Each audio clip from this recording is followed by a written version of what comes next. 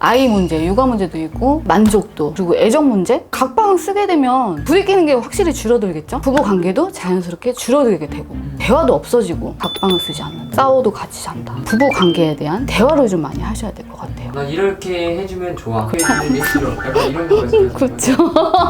참을성, 노력. 참을성. 응. 뭘 참어?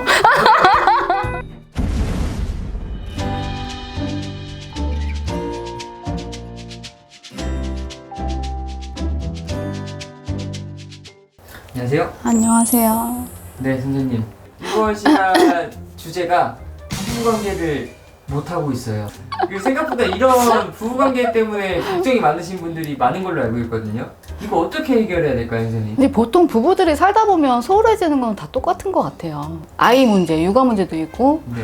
뭐 직장 생활에 스트레스 문제도 있고, 만족도 그런 문제도 있을 것 같고. 그러니까 조금 너무 생활 환경의 변화, 그리고 애정 문제? 뭐 여러 요인이 있을 것 같은데 보통 임신을 하고 아이를 낳으면 제일 먼저 눈에 띄는 변화가 각방을 쓰는 것 같아요. 아, 아이 때문에. 그렇죠. 아이 때문에. 아이를 그러니까 여러 가지 이유가 있는데 아이를 자다가 때릴까봐, 뭐 아이를 자다가 누를까봐, 뭐 그런 여러 가지 요인들이 있더라고요. 그러니까 제일 먼저 실행하시는 게 각방 쓰는 거. 그러니까 여기저기서 얘기를 들어봐도 그게 제일 많이 들리거든요. 그리고 근데 각방을 쓰게 되면 서로 부딪히는 게 확실히 줄어들겠죠? 그리고 부부 관계도 자연스럽게 줄어들게 되고, 그리고 대화도 없어지고. 그러니까 부부끼리 누워가지고 할 수 있는 말들이 있잖아요. 부부만이 대화 나눌 수 있는 거. 그런 게 이제 확실히 없어지는 거죠.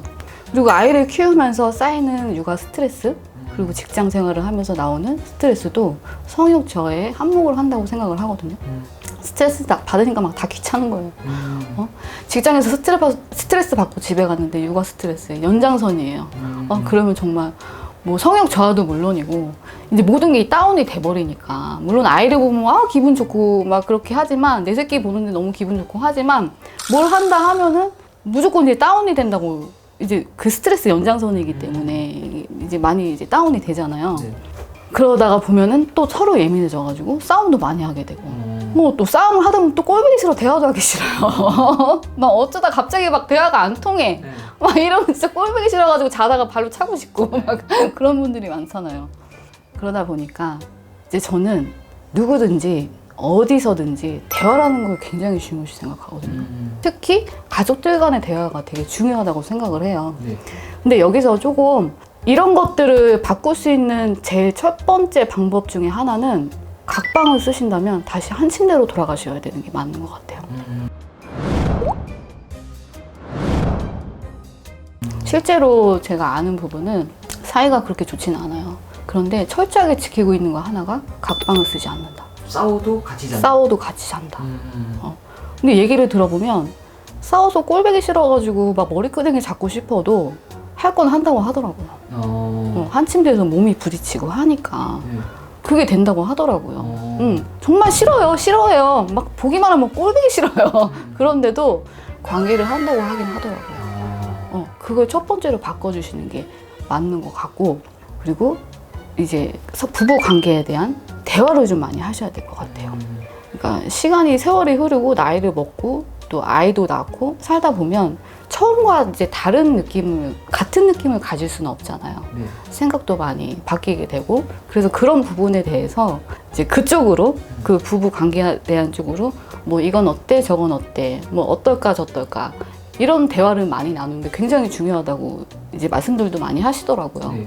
근데 제가 생각해도 맞는 것 같아요. 대화를 많이 해야 된다. 대화를 많이 해야지 상대가 어떤 거를 좋아하고 어떤 거를 원하는지 그걸 맞춰줄 수 있잖아요. 그런 것도 굉장히 한몫을 한다고 생각을 해요. 이 대화라는 게 그 관계에 대한. 그렇죠. 그렇죠. 관계에 대한, 성에 대한 대화. 나 이렇게 해주면 좋아. 그렇죠. 이렇게 해주면 게 싫어. 약간 이런 거 말씀하시는 그렇죠. 근데 그런 대화 중요하다고 생각을 해요. 그리고 이제 분위기를 바꿔보는 것도 좋은 것 같아요. 이것도 이제 제가 아는 분의 얘기인데, 이제 일주일에 한 번이든 2주에 한 번이든, 그러니까 꼭 약속이 안 지켜지면 한 달에 한 번이라도 외부로 나간다고 하시더라고요. 데이트를 즐기는 그런 느낌도 받고 그리고 집이 아닌 다른 곳에 가서 이제 즐기고 온다고 하더라고요. 정말 색다르다고 하시더라고요. 그러면서 그게 이제 반복이 되면은 설레임도 다시 오는 것 같고 옛날로 돌아가는 것 같고 그리고 점점점 관계가 좀 발전된다고 하시더라고요. 아니 이게 사실 이 각방을 쓰고 이렇게 해도 거부를 하는 분들이 있을 거 아니에요? 네. 그럴 경우는 좀 어떻게 해야 될까요? 거부를 한다 하더라도 이루어지는 부분은 다 이루어질 수 있다고 생각을 해요. 앞에 또 내용을 들어보면 하나의 다 노력 같은데 결과적으로 노력을 좀 해야겠네요. 그쵸. 처음에는 거부를 하겠죠. 진짜 뭐 닿는 것도 싫고 머리카락 닿는 것도 싫은데 어떻게 그게 이제 융합이 되겠어요.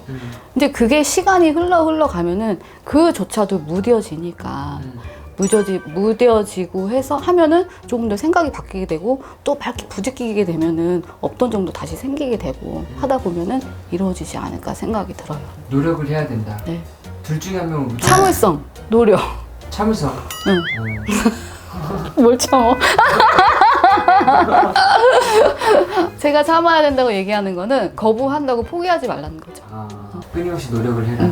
그리고 이제 어떤 분이 이런 말씀을 하셨어요. 그분은 이제 이혼을 하신 분이에요. 이혼을 하신 분인데 자기가 이혼하고서 후회하는 게 하나가 있대요. 그래서 뭐냐 그랬더니 내가 왜 남편하고 살 때 이렇게 꾸미고 다니지 않았나. 꾸미고 살지 않았나.